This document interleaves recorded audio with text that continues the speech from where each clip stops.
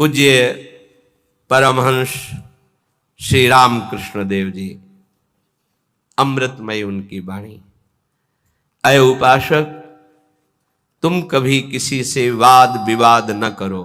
बहुत अमृतमय वचन है। बहुत ही ऊंची स्थिति के महापुरुष हमारे भारत की शोभा है। थे नहीं कह रहा हूं, है, क्योंकि महापुरुषों की वाणी ही महापुरुषों का स्वरूप है। वाणी विराजमान है अर्थात महापुरुष विराजमान है। पूज्य श्री परमहंस शिरोमणि श्री रामकृष्ण देव जी, उपासक, वाद विवाद मत करो। जिस प्रकार तुम अपने इष्ट देव को, अपने धर्म को दृढ़ विश्वास के साथ पकड़े हुए हो और महान मानते हो, ऐसे ही कोई दूसरे धर्म का उपासक अपने इष्ट देव को और अपने धर्म को महान मानता है। इसलिए तुम अपने धर्म को महान करके दूसरे को नीचा दिखाने वाला वाद विवाद मत करो। कितना सुलझा हुआ स्वरूप महापुरुषों का। केवल वाद विवाद से तुम अपने धर्म और इष्ट देव को खो दोगे। दूसरे धर्म की निंदा करके, दूसरे के इष्ट देव की अवहेलना करके तुम अपने इष्ट देव और धर्म को खो दोगे, क्योंकि परमात्मा एक है और वही सब धर्मों का धर्म गुरु है, वही सब धर्मों का इष्ट है। परमहंस शिरोमणि श्री रामकृष्ण देव जी के वचन। किसी की निंदा अवहेलना नहीं करनी। एक बार एक महात्मा किसी नगर में से होकर जा रहे थे। संयोगवशात एक दुष्ट आदमी सामने से आया और वो क्रोधित होकर पीटने लगा। बहुत मारा महात्मा को, मूर्छिता हो गए महात्मा, इतना मारा। बहुत दुष्ट स्वभाव के भी होते। वो जमीन पर गिर गए। मारने वाला चला गया। कुछ श्रद्धालु आए, उनकी बड़ी सेवा की। जब होश में आए तब पूछा, महात्मा जी किसने मारा आपको? बोले, जिसने सेवा की उसी ने मारा है। जिसने सेवा की? वो कहा, महाराज आप तो मूर्छित थे, हम लोगों ने तो सेवा की है। बोले, बस जिसने सेवा की उसी ने मारा, दूसरा नहीं मार सकता। महात्मा जी ने कहा, जिसने मुझे पीटा वही सेवा कर रहा है, जो सेवा कर रहे हैं इन्होंने ही पीटा है। वो तो बड़े घबरा गए कि महात्मा पागल है क्या। तब उनके शिष्य ने जब सुना तो वो आए वहां दौड़कर। लोगों ने कहा, आपके गुरुजी पागल है क्या? तो बोले, नहीं, आप नहीं समझ पा रहे। जिस परमात्मा ने वो रूप रख करके पीटा, उसी परमात्मा ने आप लोगों को प्रेरित करके आप लोगों के रूप में सेवा की। हमारे गुरुदेव का मतलब ये है। भाव ये, आपके साथ जो निंदा अपमान तिरस्कार कर रहा है वो आपका आराध्य देव दूसरा नहीं है, वही आराध्य देव है। तुम्हारे किसी कर्म का मार्जन कर रहा है, ध्यान रखना। अब आगे बिल्कुल सुलझी हुई एक एक बात है। सच है कि उस दुष्ट में भी परमात्मा है। सच है कि व्याघ्र में भी परमात्मा है। पर हम महात्मा को तो गले लगा सकते हैं, लेकिन व्याघ्र को, सिंह को गले नहीं लगा सकते। ऐसे ही हम मानते हैं कि दुष्ट में परमात्मा है, पर दुष्ट पुरुष में विद्यमान परमात्मा को केवल भाव द्वारा प्रणाम करके उससे संभाषण और संग कदापि उचित नहीं है। जैसे सर्प में भी परमात्मा है, सिंह में भी परमात्मा है, तो उसे गले नहीं लगा लेंगे। एक एक चेष्टा, एक एक वचन अमृत है। अगर ये धारण कर लोगे तो आपका भजन बचेगा और पचेगा और बढ़ेगा। एक किसान खेत में दिन भर पानी भरता रहा। जब सायंकाल हुआ तो उसमें पानी एक चुल्लू भी नहीं टिका। वो बहुत परेशान हो गया। मेड़ ज्यों की त्यों सब ठीक थी। फिर उसने देखा तो चूहों ने छेद कर रखा था जगह जगह, कई जगह मेड़ में। वो छेद से बाहर जा रहा था। उपासक समझे, पूरा जीवन साधना करते हो जाता है, लेकिन साधन संपत्ति एक चुल्लू भी नहीं बचती। किनकी? जिनके इंद्री रूपी चूहों ने छेद कर दिया है हृदय रूपी घर में। क्या? कभी ये भोग, कभी वो भोग, कभी वो भोग। जो अपनी इंद्रियों को भोगों के संयोग में मनोरंजन करते हैं और साधना भी करते हैं, तो पूरे जीवन की शाम हो जाती, पर उनके हृदय रूपी खेत में एक चुल्लू भी साधन नहीं बचता, सब क्षीण हो जाता है। रामकृष्ण देव परमहंस जी कह रहे हैं, जब उपासक इंद्रियों के बिलों को बंद कर देता है, फिर कीर्ति की इच्छा उसके अंदर जागृत होती है, तो ये मेड़ टूट जाना होता है। अगर मेड़ टूट गई तो भी बड़ी जल्दी धारा बाहर निकल जाएगी खेत से जल की। कीर्ति की चाह उत्पन्न होती कि मेरा यश हो जाए, गई जीवन की भजन संपत्ति कीर्ति की चाह में गई। कीर्ति भजन को छीण कर देती है। यदि आपके अंदर चाह नहीं हो, इष्ट के द्वारा कीर्ति होती, जैसे सेवक जी महाराज कह रहे हैं, जय जय श्री हरिवंश नाम गुण गाई है, तो उसके लिए कहा कि बिस्तरे सब जग विमल कीरति साधु संगति। विमल कीरति वो उसके भजन का नाश करने वाली नहीं होगी, क्योंकि इष्ट के द्वारा होती है। कीर्ति की चाह मानो उस किसान की मेड़ टूट जाना है, अर्थात उस साधक का बांध टूट जाना है साधना का। अब उसके आगे उपाधियां लगनी शुरू हो जाती हैं। ये बड़ा उपद्रव है उपाधियां, सरकार, भगवान, अवतार, न जाने क्या क्या। ये बिल्कुल नहीं स्वीकार करना चाहिए, बिल्कुल स्वीकार नहीं। सरक जाओगे सरकार कहलाने से। बहुत माया विचित्र है, बहुत विचित्र, बहुत सावधान। ये महापुरुषों की बातें हैं। अब साधक की जहां कीर्ति रूपी मेड़ टूटी, बंधे घाव हो गया, वहां से ये बालू का बांध है। ईश्वर की जितनी आराधना चिंतन सब गया, वो अपनी कीर्ति का स्मरण करके वो भूलना शुरू हो गया। प्रभु का अहंकार जो मिटाना था वो फिर बढ़कर वैसे ही तैयार हो गया। इसीलिए जन्म भर उपासक को सावधान रहना चाहिए, ना इंद्रियों की विलासता और ना कीर्ति और ना किसी तरह की सिद्धि की वृत्ति। सिद्धि भी बहुत बाधक होती है, भगवत प्राप्ति में बहुत बाधक।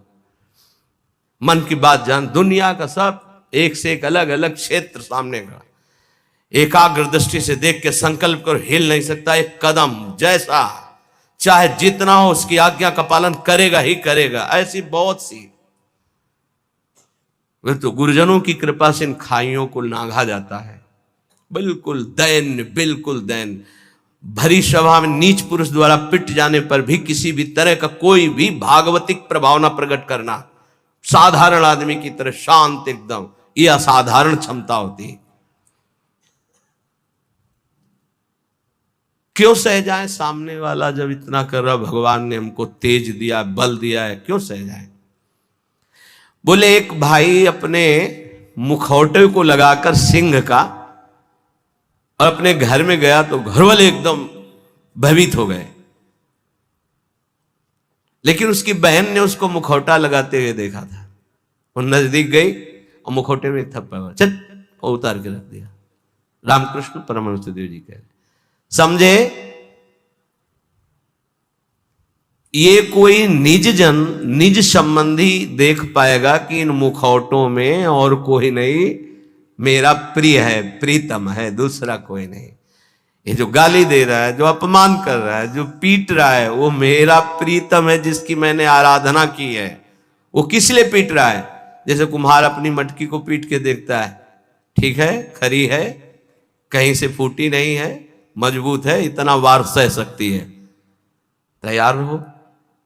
भगवान ऐसा लीला करते हैं, पक्का अपनी मटकी को बजवाते हैं, बड़े जोर से बजाते हैं। जैसे कुंभकार बाजार में मटकी रखता है, सिक्के से बजाता है, हाथ से बजा के दिखाता है, फिर कहता है इतने रुपए की है। ऐसे भगवान अपने भक्त को विश्व में दिखाते हैं, देखो कितना सहनशील है।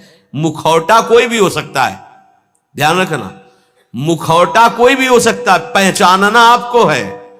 घर वाले भयभीत हो गए, लेकिन बहन भयभीत नहीं हुई, क्योंकि उसने देखा मेरा भाई मुखौटा लगा रहा सिंह का। ऐसे ही संबंधी जो भगवत संबंध दास से सख्य वात्सल्य कांता सहचरी, वो जान रहा है कि मेरा प्रीतम में मुखौटा लगा के बदल के आया है और मुझे गाली दे रहा, मेरा अपमान कर रहा है। नहीं, मैं डरने वाला नहीं, मैं समझ गया मेरा प्रीतम है, कोई भी भय उसे स्पर्श नहीं कर सकता। एक दिन एक सरकारी आदमी पिस्तौल रखता था और बहुत विलंब से आया। पत्नी ने कहा, तुम इतना विलंब से क्यों आए? रोज तो इतने समय आ जाते थे, इंतजार करते हो इतना समय। उसका समय हो जाता है। कैसे हो जाता है? बोले ऐसे हो जाता है। पिस्तौल निकाली, गोली भरी और उसकी कनपट्टी में लगाई। ये सब दूसरों को धमकियां दिया करो। बोले असली गोली है, पिस्तौल है, तुझे भय नहीं लग रहा? बोले बिल्कुल पाई भर नहीं लग रहा। क्यों नहीं लग रहा? तुम मेरे प्रीतम हो, ऐसा कर ही नहीं सकते हो। ऐसे ही भक्त, वो संपूर्ण चर जगत में अपने प्रीतम को सर्वान वस्तु त्या निरीक्ष परम स्वाराध्य बुद्धिर्मम, वो भयभीत नहीं होता। शरीर को पूरा होना है तो उसी क्षण होना है, जैसे होना है, जिस विधान से होना है, मेरे प्रीतम उसी विधान का प्रयोग करेंगे। पर होंगे मेरे प्रीतम, सर्वस्व हरण करने वालों में मैं मृत्यु हूं, भगवान श्री कृष्ण कहते हैं। अब हमारे पास और कौन रह गया? मृत्यु रूप में भी तो प्रीतम ही आएंगे, और कौन आएगा? इसलिए जो सर्वत्र मुखौटे से हट करके दर्शन करता है, ये मुखौटे किनके हैं? बनावटी हैं। इनमें जो है वो है कौन? मेरा प्यारा सर्वान वस्तुतया। क्रूरापि पापिनो, जो क्रूर हैं, पापी हैं, वो मुखौटा केवल ऐसा है, अंदर उनके परमात्मा बैठा है। हमें मुखौटा नहीं देखना, हमें अंदर। रामकृष्ण परमहंस देव जी की वाणी, वो कह रहे हैं उस उपासक को कभी भय नहीं होता, कभी घबराहट नहीं होती, कभी डर नहीं होता, कभी अशांति नहीं होती, कभी दुख नहीं होता, जो सर्वत्र मुखौटे से अलग देखता है। इन मुखौटे से अंदर एकमात्र परमात्मा, कोई स्त्री का मुखौटा, कोई पुरुष का, कोई महात्मा का, कोई दुरात्मा का, कोई मूर्ख का, कोई विद्वान का, पर है अंदर एक ही परम तत्व। पानी और बुलबुला कोई अलग चीज नहीं है। बुलबुला पानी में ही उठता है, पानी में ही तैरता है और पानी में ही फूट कर पानी बन जाता है। ठीक ऐसे ही परमात्मा में ही जीवात्मा प्रकट होता है, परमात्मा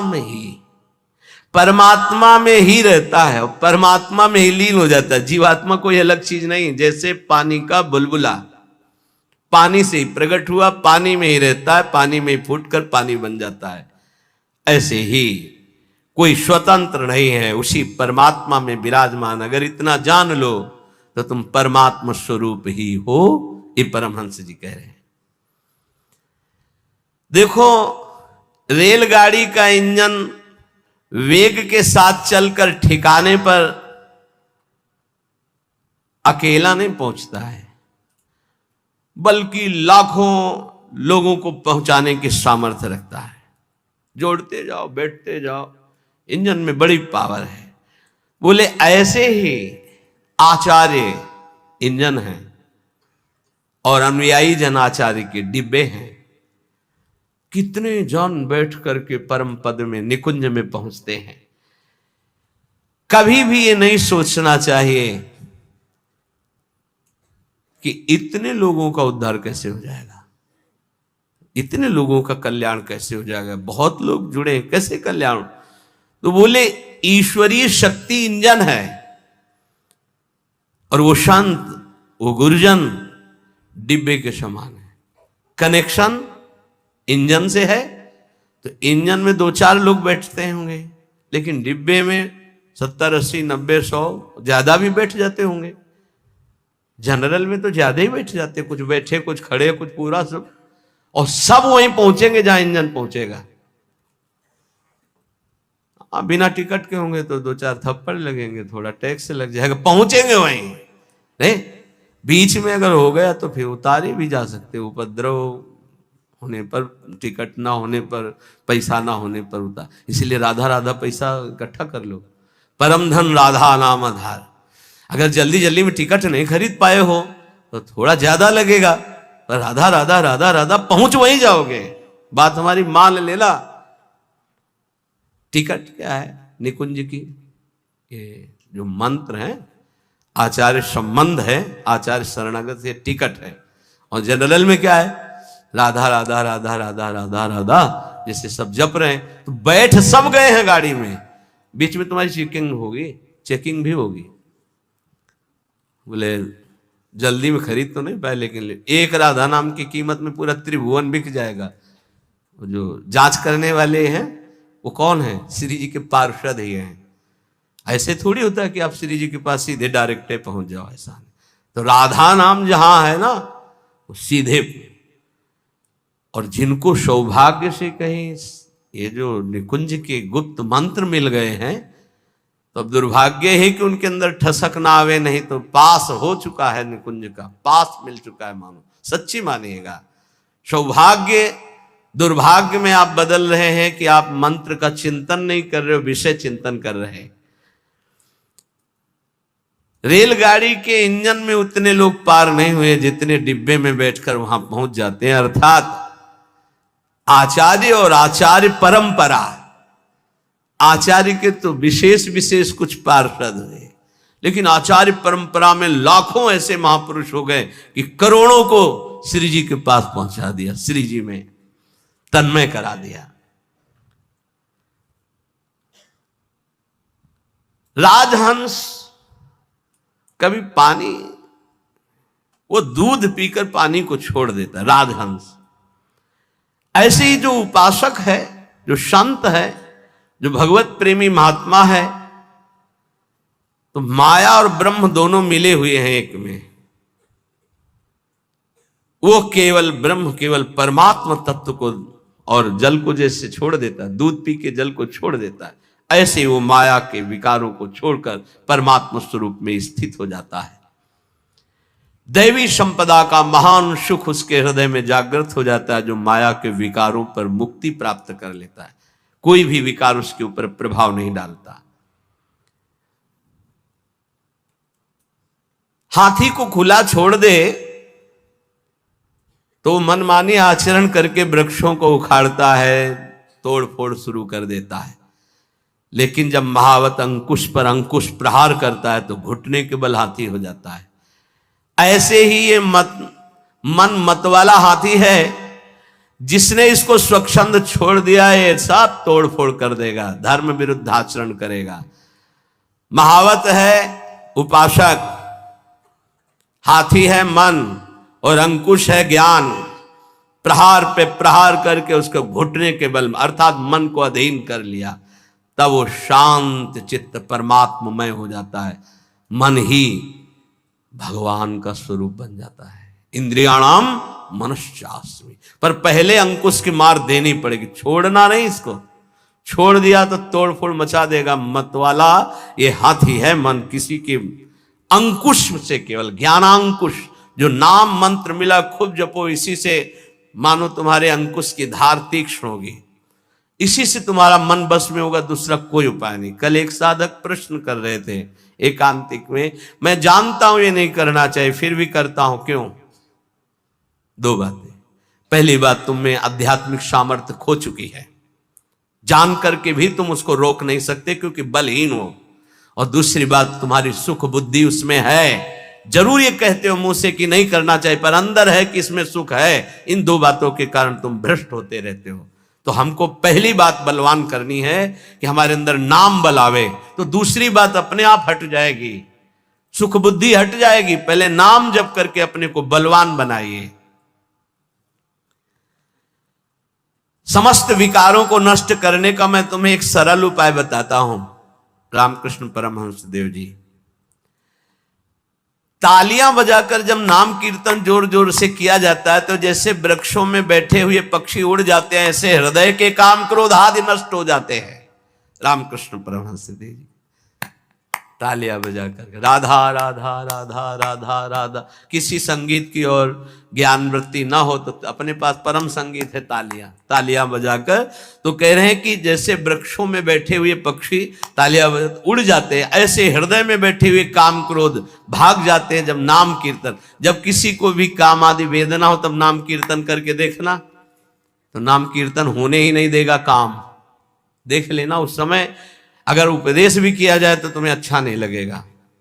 कामी समझी में हरि कथा ऊसर बीज बहे फल। और अगर आप शुरू कर दिए तो वो टिकेगा नहीं, भाग जाएगा पक्का। बहुत सुंदर उपाय महापुरुषों के हैं। उपासक की उपासना परिपक्व कब मानी जाती है? जब अपने आराध्य देव का नाम लेते ही रोमांच हो जाए और आनंद अश्रु बहने लगे, तब समझना चाहिए कि हमारी उपासना परिपक्व हो रही है। उपास्य देव का नाम लेते ही आंखों में जल आने लगे, अब उसकी उपासना रंग ला रही। राधा कहते आंसू भर जाएं। एक लकड़हारा जंगल की लकड़ी बेच बेचकर बड़े कष्ट पूर्वक अपना जीवन यापन कर रहा था। अकस्मात उस मार्ग से एक सन्यासी जी आ रहे थे। उन्होंने लकड़हारे के दुख को देखकर कहा, बेटा जंगल में तुम सूखी लकड़ियां बिन रहे हो, इसके आगे बहुत कुछ है, आगे बढ़ो और कुछ तुम्हें प्राप्त हो जाएगा, मैं देख रहा हूं। वो आगे बढ़ा, सूखी लकड़ियां छोड़कर। ध्यान देना, महापुरुषों के उदाहरण साधारण नहीं होते, बात साधारण दिखाई दे रही। जब काफी आगे बढ़ा तो उससे चंदन की खुशबू आई, तो चंदन के वृक्ष मिले। सूखी लकड़ी छोड़कर उसने चंदन की लकड़ी काटी और बाजार में बेचा, अच्छा पैसा आया। फिर शब्द उसके कान में गूंजा कि बेटा और आगे बढ़ो। तो उसने सोचा और आगे अब क्या मिलेगा, तो आगे बढ़ा। क्योंकि उस संत के वचन सत्य सच्चिदानंद से युक्त थे, तो जंगल में उसे एक खान मिली तांबे की। अब तो तांबा बेच करके बहुत, फिर आवाज सुनाई दी और आगे बढ़ो, तो और आगे बढ़ा तो उसे चांदी की खान मिल गई। अब तो बहुत बड़ा धनी हो गया। फिर आवाज आई और आगे बढ़ो, तो आगे बढ़ा तो स्वर्ण की खान मिल गई। बोला आप तो बस यही पूर्णता हो, स्वर्ण ही स्वर्ण। फिर आवाज आई और आगे बढ़ो, तो उसे हीरे की खान मिल गई। अब एक हीरा जीवन भर लकड़ी बेचने वाला लकड़ी बेचता तो उसकी बराबरी नहीं, ऐसे हीरे की खान मिल गई। भावार्थ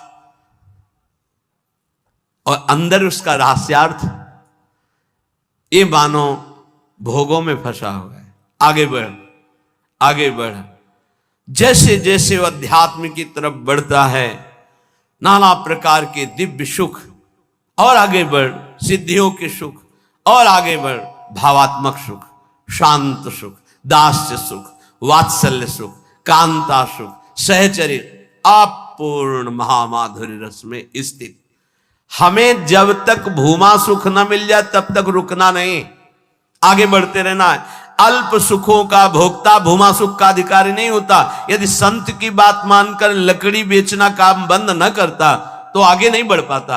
आवाज आती रही आगे बढ़, तो फिर चंदन, फिर आगे बढ़ा तांबा, फिर आगे बढ़ा चांदी, फिर सोना, फिर हीरा, अर्थात एक से एक दिव्यताएं, आप ज्ञान की सुंदर भूमिकाएं, भक्ति की सुंदर दिव्य भूमिकाएं, इनको क्रॉस करते थे। अल्प सुख साधना का मिले उसी में तृप्त हो गया, वो महान सुख को नहीं प्राप्त कर सकता।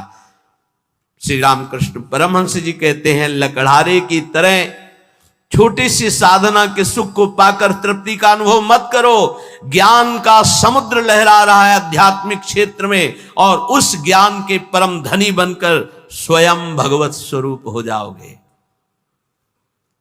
देखो, एक छोटे पौधे की रक्षा उसके चारों ओर घेरा बना करके की जाती है, नहीं तो बकरी चर जाएगी। और वही पौधा जब बड़ा हो जाता है, वृक्ष रूप हो जाता है, तो सैकड़ों बकरियों का पेट भर जाएगा, उसकी छाया में रहेंगे, उसका कुछ नहीं बिगड़ेगा। ऐसे ही जब भक्ति का छोटा अंकुर निकले तो कुसंग रूपी बुरी संगति रूपी बकरी से बचना। बकरी का चरा हुआ छोटा पौधा किनगा बहुत ही मुश्किल देता है, क्योंकि डंठल भर रह जाता है, वैसे चुन लेती है। अर्थात यदि बुरी संगति हो जाए नए भगत को, तो पूरी भक्ति को ही वो नाश कर देगा, पूरा का पूरा नाश कर देगा। आप देख लो, आंखों के सामने दिखाई देता है। जब तुम्हारे हृदय में भक्ति, तो साधु संगत रूपी बाढ़ के अंतर्गत रहना। साधु संगत करे अनुदिन राति, अर्थात संतों के वचनों में केवल रहना, बस दूसरे की बातें मत सुनना, नहीं तो वो बकरी है, चर जाएंगी, किनगा भी नहीं निकलेगा दोबारा भक्ति का। ऐसे कितने उदाहरण जीवन में देखे हैं कि बड़े भाव से चलना चाहते थे लेकिन भारी कुसंग हो गया, नष्ट हो गए, भारी कुसंग। जब वही भक्ति वृक्ष रूप हो जाएगी तो हजारों लोग नीचे आनंदित होकर विश्राम करेंगे, कुछ फर्क नहीं पड़ता, फिर निंदकों का कोई प्रभाव नहीं पड़ता।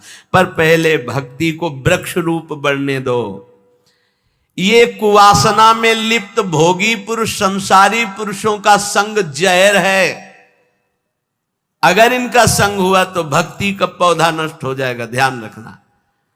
ये दुर्जन भेजे जाएंगे तुम्हारे पास, दुर्जन जो भक्ति को नष्ट करने वाले हैं, पर तुम इनका संग मत करना तो तुम्हारी भक्ति वृक्ष रूप हो जाएगी। बहुत जोर से प्रभाव पड़ता है दुर्जनों का। भगवान का भरोसा और विघ्न अपने आप नष्ट हो जाते हैं, पर बड़े भयानक प्रलोभन, बड़े भयावह दृश्य संसार के ऐसे उपस्थित होते। तो कह रहे कि ये तुम्हारे पास भेजे जाएंगे, भगवान से प्रेरित होकर भेजे जाएंगे, वो भेजेंगे। अब क्या भूमिका है, अब क्या भूमिका है? देखो, पत्थर चाहे सैकड़ों वर्ष पानी में पड़ा रहे, पर उसमें अग्नि उत्पादक शक्ति नष्ट नहीं होती। घर्षण करोगे पत्थर को तो अग्नि प्रकट कर देगा। ऐसे ही भक्त जब अपने हृदय में भगवत चिंतन की रगड़ करता है तो अनंत जन्मों से हम विषय रूपी पानी में पड़े रहे, लेकिन हमारे अंदर दिव्य शक्ति है, हम उसे जागृत कर सकते हैं। रामकृष्ण परमहंस जी कह रहे हैं, तुम जितना नाम स्मरण करोगे तो तुम्हारे हृदय में घर्षण शक्ति से एक आध्यात्मिक बल प्रकट होगा। जैसे कई बार सत्संग में कहा, अगर ध्यान दिया हो, दो लकड़ियों के घर्षण से जैसे अग्नि प्रकट हो जाती है, ऐसे ही जवान और नाम के घर्षण से आध्यात्मिक शक्ति प्रकट होती है। राधा राधा राधा राधा राधा। जैसे सैकड़ों वर्ष पत्थर जल में पड़ा रहे तो इसका मतलब नहीं कि उसके घर्षण से चिंगारी नहीं होगी। ऐसे ही सैकड़ों जन्मों से मैं विषयों में पड़ा रहा हूं, इसका मतलब ये नहीं कि मेरे अंदर आध्यात्मिक शक्ति उत्पन्न करने की सामर्थ्य नहीं रह गई। मैं भगवान का अंश हूं। आज जागूंगा तो आज मैं परमात्मा प्राप्त हो जाऊंगा। आज हम में वो सामर्थ्य है, हम अपनी सामर्थ्य को जागृत करें। कैसे? नाम जी है जपी जागही जोगी। नाम जप करके हम जगते हैं, हम अपनी शक्ति को जागृत करते। नाम, ईश्वर का नाम जितना तुम जपोगे उतना ही हृदय प्रफुल्लित होकर महान पावर से युक्त हो जाएगा। बड़े बड़े महापुरुषों के वचनों को पकड़ लो। एक मनुष्य कुआं खोदना शुरू करता है, बस एक हाथ पानी रह जाता है और रोक देता, थक गया। ये 25 हाथ खोद चुका, फिर भी पानी नहीं निकला। अब तो लगता है नहीं निकलेगा, और एक हाथ में पानी है। ऐसे ही साधक कभी कभी धोखा खा जाता है। बस भगवत प्राप्ति होने वाली है, उसको लगता है पूरा जीवन हो गया, अभी तक कोई अनुभव नहीं हुआ। अरे थोड़ा एक हाथ और खोद, स्रोत निकलने वाला है। रामकृष्ण परमहंस जी कह रहे, पर वो नादान, एक हाथ में पानी निकलने वाला था, छोड़ दिया। दूसरी जगह कुआं खोदा, फिर छोड़ दिया, फिर तीसरी जगह कुआं खोदा, पूरा जीवन कुआं खोदने में लगा दिया, पानी नहीं पी पाया। समझ पाए? ऐसे उपासक है ये संप्रदाय, वो मार्ग, लेकिन पानी नहीं पी पाया चुल्लू भर। अगर एक ही ढंग से खोदता तो बस एक हाथ बाद स्रोत खुलने वाला था। एक गुरु, एक ग्रंथ, एक पंथ, एक मंत्र, एक संत, एक कंत, सांगो पांग उपासना पकड़ लो, निकल जाए। हमने देखा कि जो इधर उधर भटकने वाले वो जीवन भर भटकते रहते हैं, क्योंकि तलवार की धार पर चलने के लिए जो हिम्मत चाहिए वो गुरु बदलने से नहीं आती, वो चलने से आती है। ये जो बदलुआ लोग होते हैं ना, बदलते ही रहते हैं। व्यभिचारी की वृत्ति पातिव्रत धर्म से कभी एक नहीं होती, ध्यान रखना। होटलों को खाने वाला कभी एक रसोई में भरपेट जीवन भर नहीं खा सकता, उसको चाट लग गई है। ऐसे ही ये जो व्यभिचार प्रवृत्ति भक्ति में है, आज यहां कल वहां, परमहंस जी कह रहे 25 हाथ कुआं खोदा, छोड़ दिया कि यहां पानी नहीं हो, एक हाथ बाद पानी निकलने वाला था। फिर दूसरी जगह खोदा, फिर छोड़ दिया, फिर तीसरी जगह खोदा, जीवन हो गया, कुआं खोदते पानी नहीं मिला। अगर एक में ही उतनी मेहनत और कर देता तो करना ही नहीं पड़ती, एक हाथ बाद स्रोत था। जिस नाम, जिस मंत्र, जिस गुरुदेव का आश्रय लो, प्रेम भाव वाली परिवर्तन की बात अलग है कि हम प्रेम मार्ग में आगे बढ़ते चले जा रहे हैं, दास से शांत, सख्य, वात्सल्य, वो बात अलग है। लेकिन ऐसे भाव रखकर कि इससे तो काम नहीं बना, अगला खोदते हैं कुआं, फिर वहां भी काम नहीं बनेगा, ऐसे भटकते रहोगे। बहुत महापुरुषों के वचनों को बहुत समझना चाहिए। ईश्वर पूर्ण है, निर्भर रहने से उसका अनुभव होता है। क्या साधना बताई? निर्भर रहना, निर्भर प्रेम मगन हनुमान। निर्भरता दो प्रकार की, एक बताई बंदर के बच्चे की, एक बताई बिल्ली के बच्चे की। जैसे बंदरिया को जब छलांग लगानी होती तो ऐसे बच्चे को करती, 1 सेकंड में बच्चा समझ जाता है, कस के बाल पकड़ लेता है, वो छलांग मारी निकल। अगर बच्चा छोड़े तो खुद गिरे, पकड़ना बच्चे को होगा। और एक होती है बिल्ली की निर्भरता। अब बिल्ली उसी डाढ़ से पकड़ के ले जाएगी जिसे चूहा पकड़ती है। एक बार बिल्ली चूहा को पकड़ ले तो जीवन से हाथ धो देगा, उसी मुंह में अपने बच्चे को दबाती है और दूसरी जगह ले जाती है। बिल्ली का ही काम है, बच्चा तो ऐसे पूरे म्याऊं, कोई मतलब नहीं, जहां मन आवे तहां ले जाओ। ये है पूर्ण निर्भरता।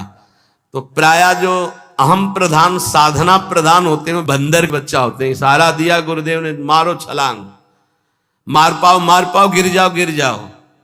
लेकिन जो ऐसे होते ना म्याऊ वाले बच्चा, कै बच्चा के पेट और घट करे विनाशन, वो इशारा नहीं देते, वो गोदी में बैठाते कि ये भैया इशारा भी दो तो ये छलांग मारने वाला नहीं, हम ही को लेके छलांग मारना है। ऐसा बहुत सुखद रहता है ये निर्भरता।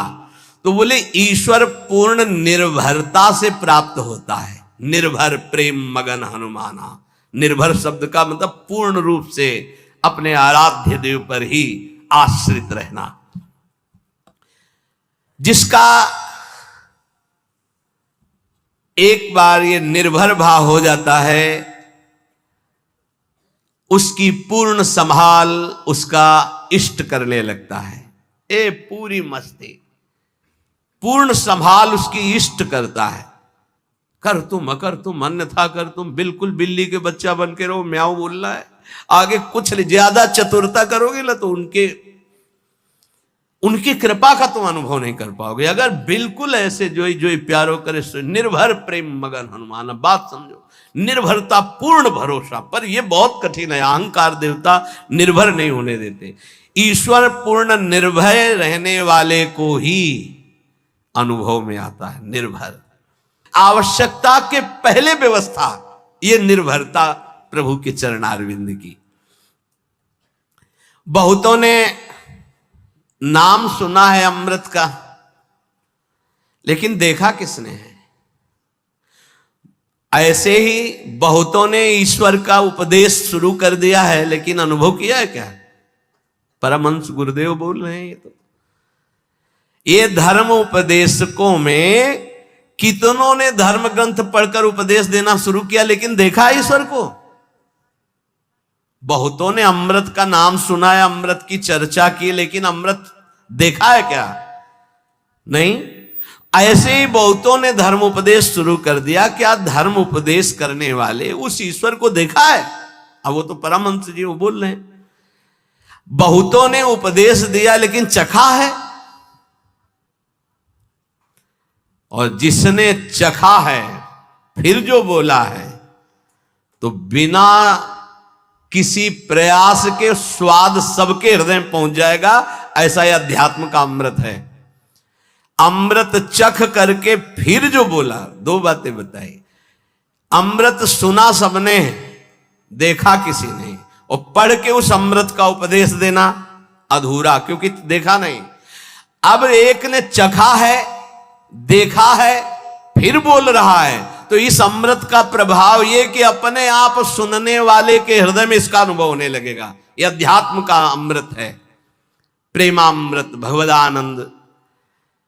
जिन्होंने अमृत चखा है वो उसका स्वाद जानते हैं। इसी तरह जिसने ईश्वर प्राप्ति कर ली, ईश्वर के सुख का अनुभव कर लिया, वो जब उपदेश करता है तब उसका प्रभाव जन समाज पर जैसे आंधी चले तो सबके आंखों में छा जाएगी धूल, ऐसे सबके आंखों में जो जो सुनेगा अध्यात्म का रंग छा जाएगा। इसलिए उपदेश के पहले उपासक को अपने हृदय में इस प्रेमानंद, परमात्मानंद, भगवदानंद, ज्ञानानंद, विज्ञानानंद, अखंडानंद जिससे संबोधन करो, पहले इसको चखो, देखो, फिर बोलो। यहां क्या होता है? सुना, पढ़ा, बोला नहीं, पहले चखो, खुद भगवदानंद में डूबो। इसलिए नवयोगेश्वरों में श्री प्रबुद्ध जी कहते हैं, महाराज प्रबुद्ध जी, जो वेदों का पारगामी विद्वान, शाब्द ब्रह्म का और पर ब्रह्म का अनुभूत, उसके वचन से हमारा परम कल्याण होगा, ऐसे गुरुदेव का वर्ण करे जो ब्रह्मानुभूति से युक्त और शाब्द ब्रह्म शास्त्रों के परम ज्ञाता हो। लोहा जब तक तपाया जाता है तब तक लाल रहता है, लेकिन जब बाहर निकाल दिया जाता है तो लालिमा खत्म हो जाती है, काला पड़ जाता है। यही दशा मन की है। जब सत्संग में होता है तो इसको लगता है कि अब सब ठीक हो गया, और जहां सत्संग से बाहर हुआ तो फिर काला पड़ गया, वही गंदी बातें, वही गंदा चिंतन। देखो इतनी देर से बैठे हो, किसका चिंतन खराब हुआ? धार्मिक विचार, सद्गुण, सद्भावनाएं सत्संग में अपने आप प्रकट होती। जैसे लोहे को आग में डाल दो तो लोहे का गुण आग खत्म और आग का गुण लोहे में होगा, लोहा लाल हो जाएगा। ऐसे ही जब हम सत्संग में बैठते हैं तो सत्संग का प्रभाव पड़ता है। लेकिन अगर उसका मनन नहीं करते, आचरण में नहीं उतारते, तो बाहर निकलते ही काला हो जाएगा। लोहे को बाहर निकाल के रखो, लालिमा खत्म, काला हो जाएगा, पपड़ी पड़ जाएगी। ऐसे ही जब हम सत्संग सुनकर आचरण में नहीं उतारते, नाम जप नहीं करते, धर्माचरण नहीं करते, तो सत्संग में तो सद्भाव आते, लेकिन बाहर होते फिर वही कालिमा, वही दुर्वासनाएं, वही। तो लगता है यार सत्संग से कोई लाभ नहीं हुआ। सत्संग से वर्तमान में जो लाभ हुआ है, इसको आगे बढ़ाने के लिए आपको सत्संग की बात माननी होगी, महापुरुषों की बातों के अनुसार चलना होगा। खूब निरंतर नाम जप करो और मनन करो सत्संग का। साधन को हरि भजन है, कै सत्संग सहाय।